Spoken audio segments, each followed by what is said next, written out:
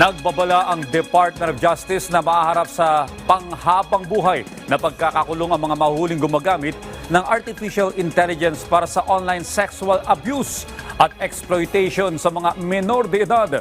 Si Harley Balbuena sa report.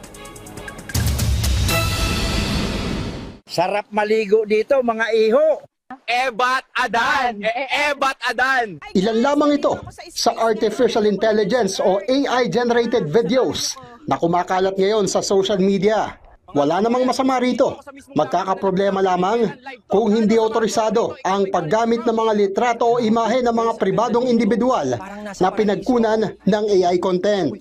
Mas malala pa kung gagamitin ito sa sexual o malalaswang material at kung mga menor de edad ang mabibiktima.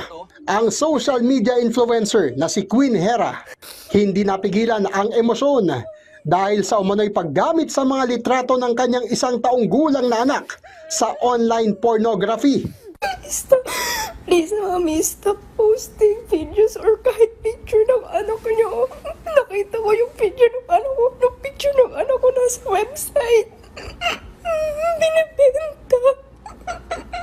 Oh my God. Ang Commission on Human Rights nababahala sa talamak pa ring kaso ng online child sexual abuse and exploitation sa bansa. Majority ng perpetrators nitong offense na ito ay kamag-anak ng mga bata. Yung iba magulang, yung iba relatives, yung iba yung kanilang guardians. Na-interview din namin yung mga bata, yung mga victims na ayaw nila na ipakulong yung kanilang mga magulang. Babala ng National Coordination Center Against Online Sexual Abuse or Exploitation of Children and Child Sexual Abuse or Exploitation Materials ng Department of Justice ang paggamit sa imahe ng mga menor de edad sa AI-generated sexual content ay may kaukulang parusa na maaaring umabot hanggang sa habang buhay na pagkabilanggo. Pasok din dito maging ang paggamit sa imahe ng adults o hindi na menor de edad ngunit minamanipula o binibihisa na parang bata. Kunwari may photo na hindi naman siya si Saem, no? Pero gumagamit ng technology para ma-convert siya into si Saem. Ito ay labag din sa batas. At may mataas din siya na parusa. Pwede din yung hindi siya bata, adult na siya, pero pinoportray or dinidepict siya as a child, no? So for example, 20 years old pero pinagbihis ng infant, no, naka-diaper, yung mga ganun. So, kino-consider pa rin siya na child ng ating batas. Bukod dito, mataas din umano ang conviction rate sa Pilipinas pagdating sa OSAIC at CSAIM cases.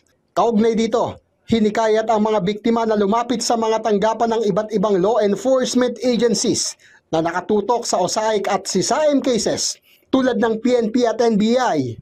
At maaari ring tumawag sa Makabata Helpline 1383. May payo din ng DOJ sa mga magulang.